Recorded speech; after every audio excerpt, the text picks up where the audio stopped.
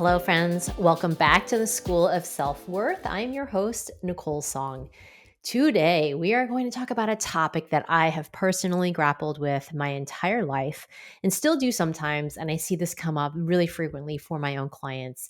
And this is feeling like a fraud. There are so many layers to this conversation, and it's really an important one for immigrant daughters in particular to move through so you can feel at ease in all of the worlds that you exist in all realms of your life. So stay tuned for this quick, powerful episode. And before we get started, if you're an ambitious Asian American woman who wants to manifest a promotion in 60 days while working 20% fewer hours, DM me dream at Nicole Song on Instagram. I've got something there for you. All right, friends, let's dive into this episode. Okay, so this topic about fraud, feeling like a fraud, is huge for immigrant daughters who've probably spent a lifetime feeling like an imposter. So let's just talk about where this comes from. How do we start to get to this place where we feel like we don't belong? And one of the biggest pieces of this, I think, comes from growing up with immigrant parents where you actually experienced being othered quite a bit in your life. Like you looked different when you might have, spoken differently. You might have had, used spoken a different language with your parents. When you're out in the world, in a world where this is not the accepted norm, you can often feel othered. And I had that a lot myself, where you're walking around and people are just like, where are you from? Who are you? What are you? They're asking questions that don't make you feel like you belong. So you can have that experience just out in the world, out in the street. But then, as the child of immigrants, you can also have an experience of not feeling like you belong in your own home because your parents may not understand what it's like for you to go out into the world from what you're learning at home, what you're experiencing at home, and then what you go to deal with at school.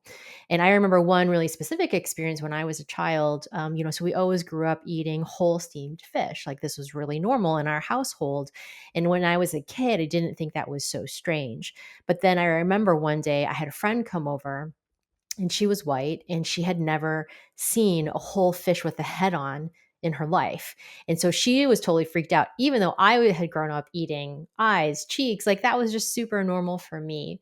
And so that experience can also make you feel like you don't even belong in the home you're in because your parents don't really understand why that would be a big deal. Like this is a lot of cultural stuff, but I remember when I was a kid, like we did not eat hot dogs. Like that was not permitted in our house. And I always would be like, why can't I have hot dogs? Like everybody else eats hot dogs. And so even those small experiences as a child can really make you start to feel like you don't have a sense of belonging. And so when you start to build this situation, you start to look at how you grew up, then you can start to see where you might not feel like you belong anywhere at school, at home, with your own friends, at the grocery store. And so when you feel like you never belong anywhere, now you start to get into this place where you're achieving all the time. You're trying to make your parents happy. You're trying to, make them proud for all they've done for you. And this is very much part of the collective culture, especially in Asian American cultures. And so you're trying to make them happy and you're working really hard. And then you all of a sudden still have this sense like you're a fraud no matter where you go. And it doesn't matter what you do or how you achieve and how hard you go for things, that you still never feel like you belong in those situations. And I remember even for myself, I went to Dartmouth College, I went to this great school, and I didn't feel like I belonged when I arrived there. And I remember when I became a journalist, and I would win awards, I still didn't feel like I belonged as a journalist.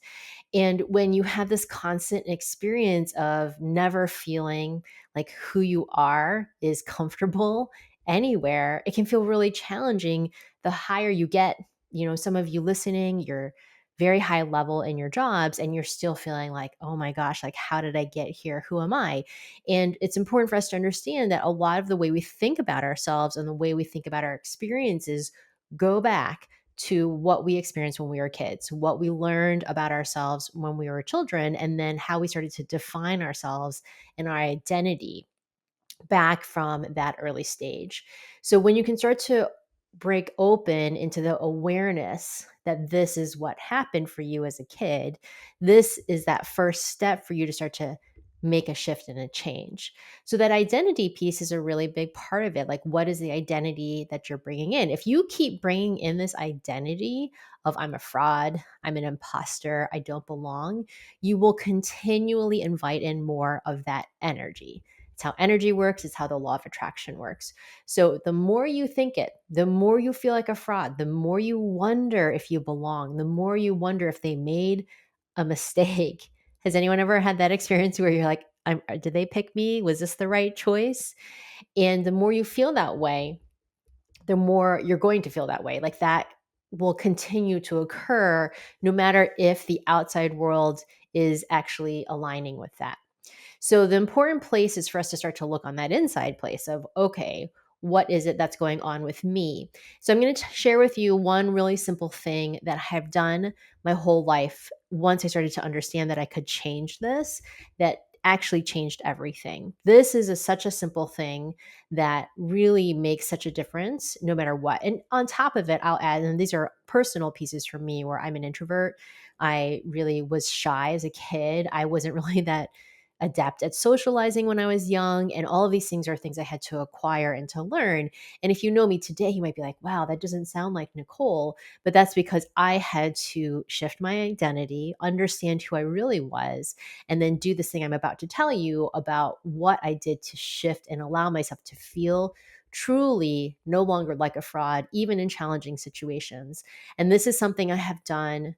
This is a supportive thing I've done for myself in so many circumstances. Rooms of strangers, being a speaker in front of hundreds of people I don't know, going on television, hosting my podcast, writing my books. Like these are all things I have done. This one thing I'm going to tell you are things that I have done to help me in all of these different situations.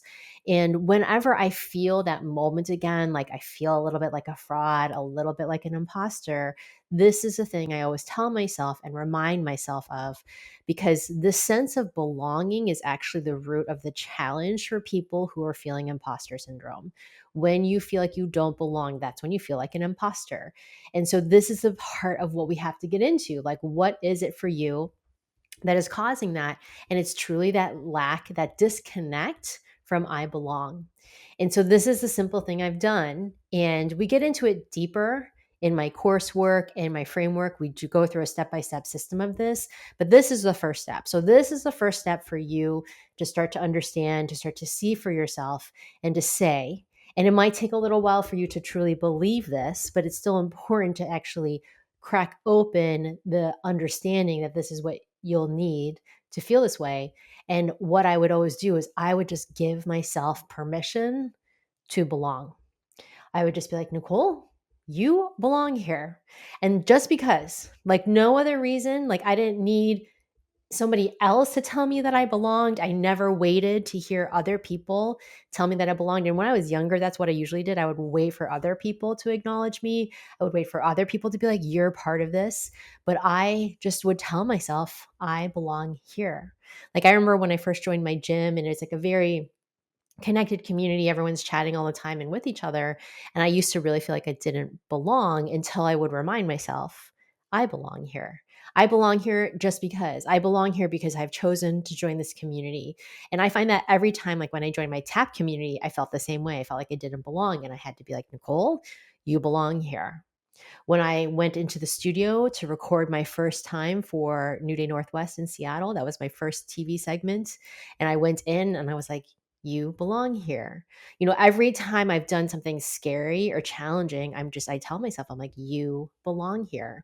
And I just give myself permission to belong. And it doesn't require anybody else to be involved.